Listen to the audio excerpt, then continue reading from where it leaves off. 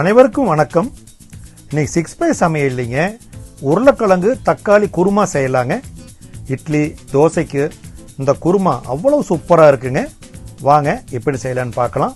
அதுக்கு முன்னாடி என்னோட சேனலை சப்ஸ்கிரைப் பண்ணாமல் இருந்தால் சப்ஸ்கிரைப் பண்ணிக்கங்க, பக்கத்தில் இருக்கிற பெல் பட்டன் அமுத்திக்கங்க. முதல்லைங்க குழம்புக்கு தேவையானதை அரைச்சு ஊற்றுறதை நம்ம ரெடி பண்ணிக்கலாங்க. அதுக்கு 4 வெங்காயங்க, சின்ன மீடியம் சைஸ் வெங்காயம் எடுத்துருக்கிறேன். அது 1 டீஸ்பூன் எண்ணெய் விட்டுங்க, கொஞ்சம் நல்லா வெங்காயத்தை நல்லா வதக்கிடலாங்க.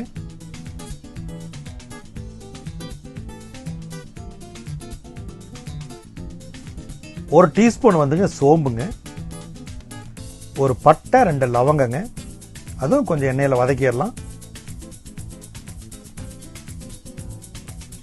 3 வரமிளகாங்க, உங்களுக்கு காரம் எவ்வளோ தேவையோ அதுக்கு தகுந்தாப்புல நீங்கள் போட்டுக்குங்க. நான் மீடியம் சைஸ் தக்காளிங்க, ஒரு 3 தக்காளி எடுத்துங்க, அதையும் கொஞ்சம் நல்லா வதக்கிடலாங்க.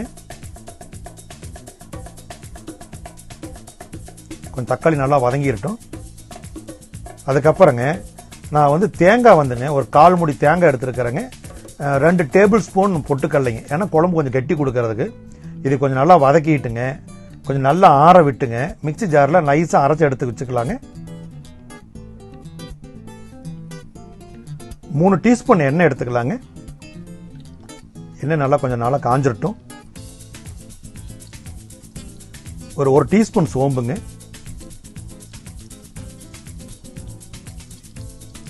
ரெண்டு பச்சை மிளகாங்க,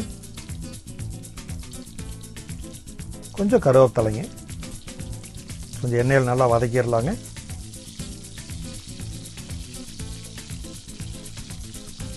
ஒரு பெரிய வெங்காயங்க, நீல வாக்கில் வெட்டி சேர்த்திக்கலாங்க.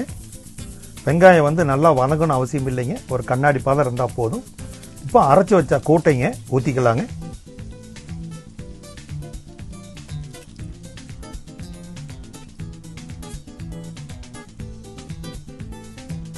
ஒரு 1/4 டீஸ்பூன் மஞ்சள் தூளுங்க, இதுக்கு தேவையான உப்புங்க, குழம்புக்கு தேவையான உப்பு போட்டுங்க, கொஞ்சம் கலக்கிட்டுங்க. குழம்புக்கு தேவையான தண்ணிங்க, உங்களுக்கு எவ்வளோ தண்ணி தேவை அதுக்கு தகுந்தாப்புல பார்த்து ஊற்றிக்கிங்க.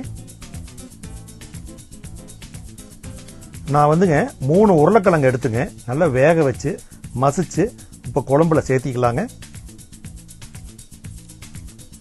இந்த உருளைக்கிழங்கு சேர்த்தி குழம்பு வச்சாங்க, தக்காளி குழம்பு அவ்வளோ சூப்பராக இருக்குங்க.